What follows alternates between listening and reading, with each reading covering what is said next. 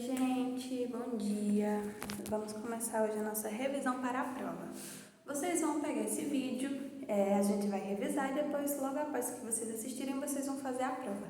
Então, por isso, estejam com o livro em mãos, vão grifando, vão anotando alguma coisa que vocês ficaram na dúvida, informações importantes, vão fazendo, puxando sempre uma setinha embaixo, certo?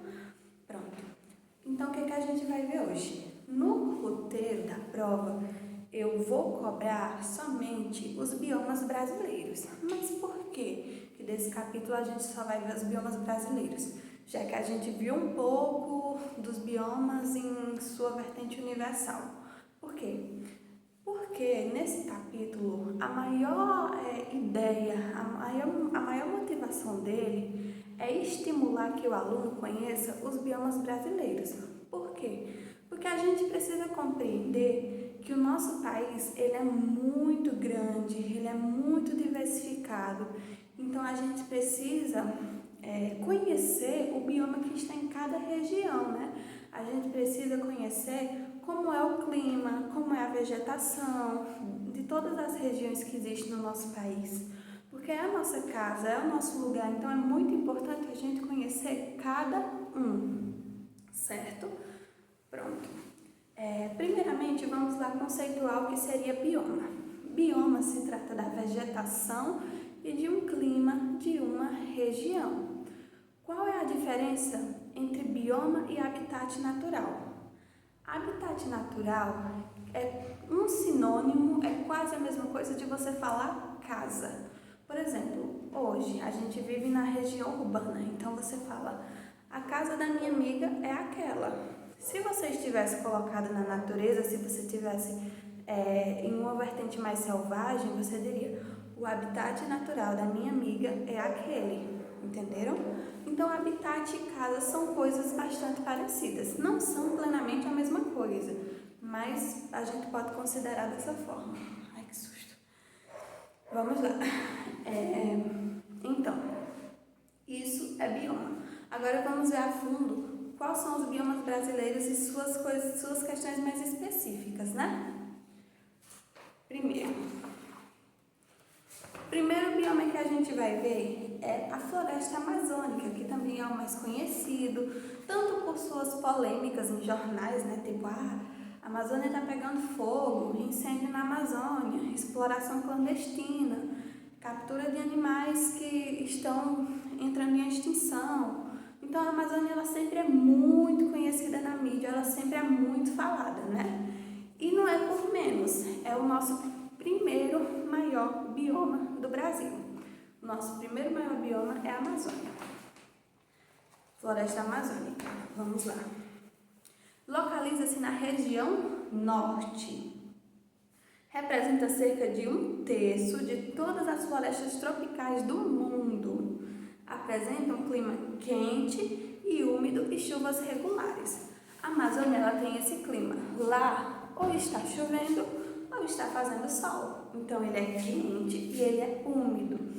E ele apresenta sempre essa questão de chuvas em boa parte do ano. Por quê? Porque como é quente e úmido, imagina aí, chove, vem o sol, faz com que essa aguinha evapore, essa água sobe novamente e chove de novo.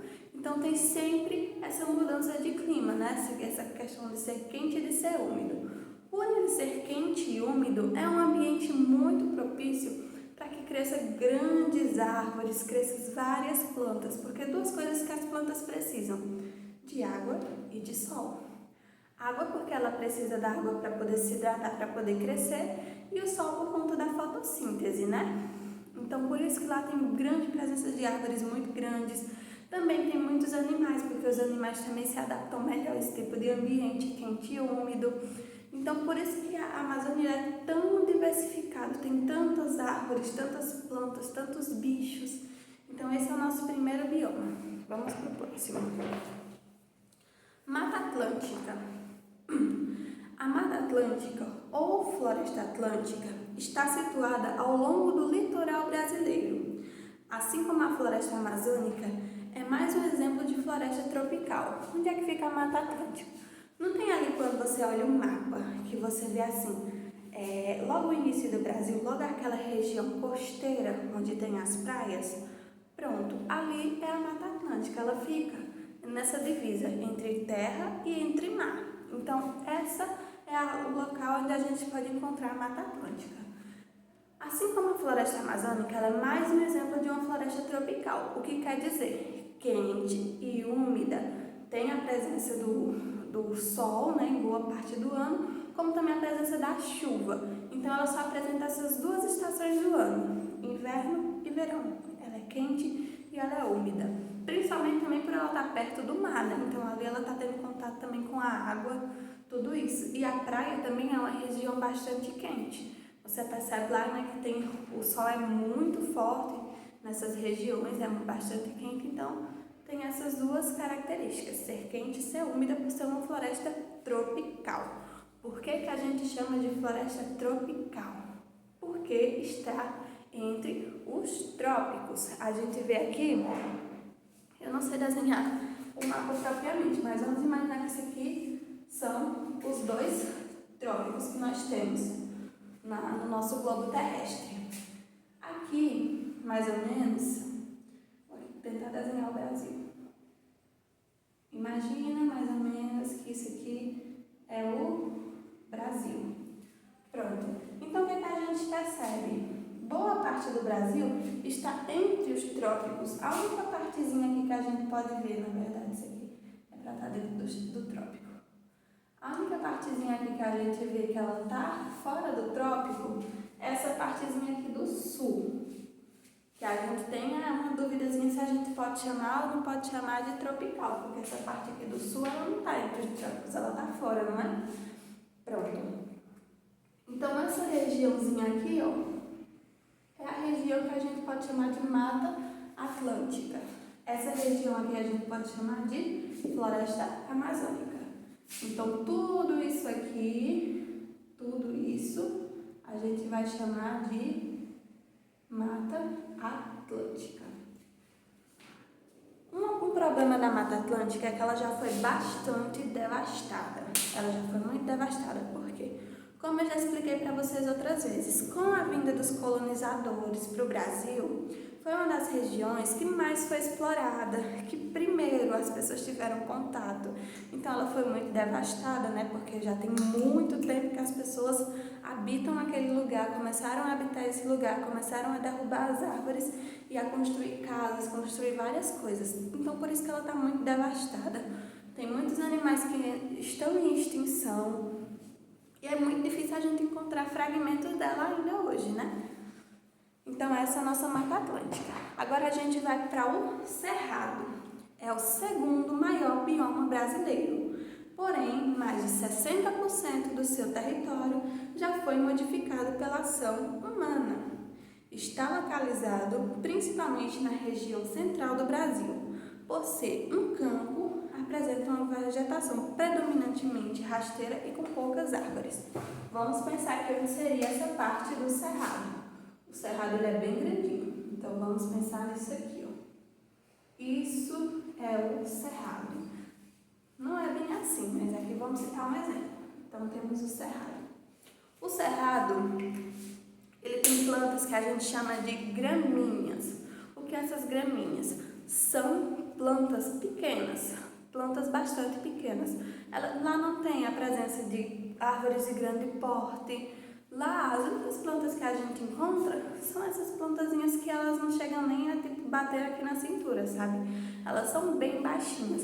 É um bioma que a gente pode chamar de campestre, porque você vê que é uma grande planície e que as vegetações que tem lá, elas são muito baixinhas, então você consegue ter uma visão do campo muito grande. Beleza? Vamos ver se tem mais alguma coisa.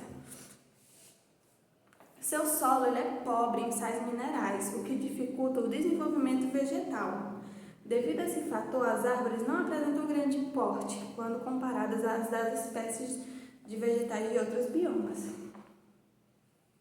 O veado campeiro, o lobo-guará e o tamanduá-bandeira são representantes da fauna desse ambiente. Quando a gente pensa no cerrado, a gente pode imaginar que é tipo a savana, sabe? É uma espécie de savana que a gente tem no Brasil. Pronto, vamos ver aqui. Próximo é a caatinga.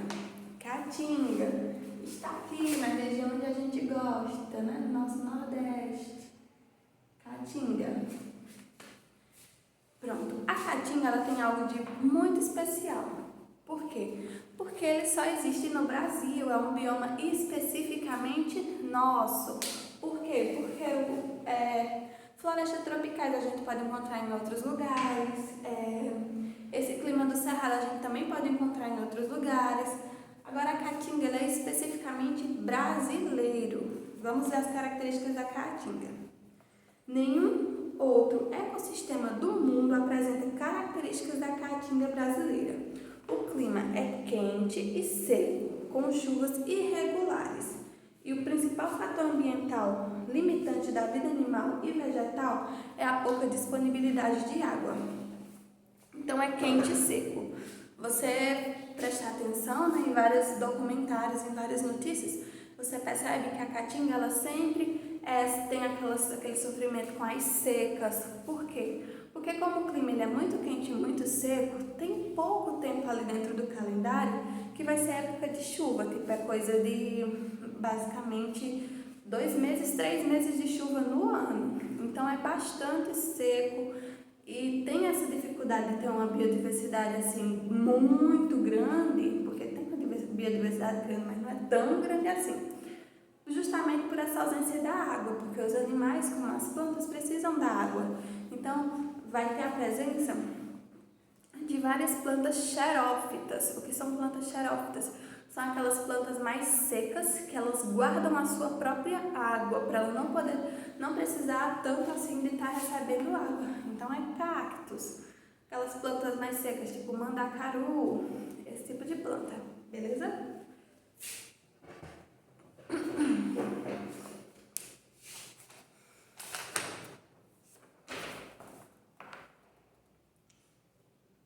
Pronto, próximo, o pampa.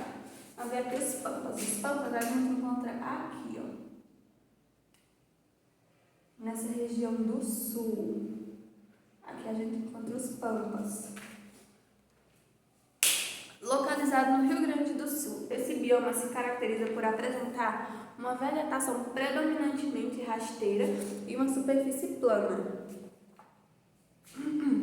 Por suas características, é degradada intensamente pelas atividades de criação de gado e outros rebanhos.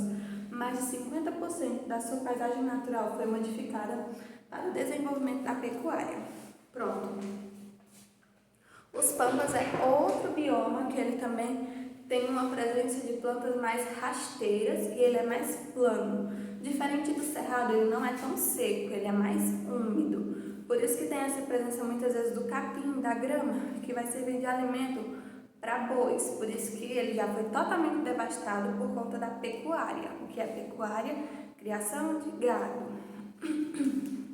Então, os pampas eles já se tornaram grandes celeiros e ali tem a presença de animais que vão devastando o solo, que vão pisoteando o solo e matando a vegetação que existe naquele local.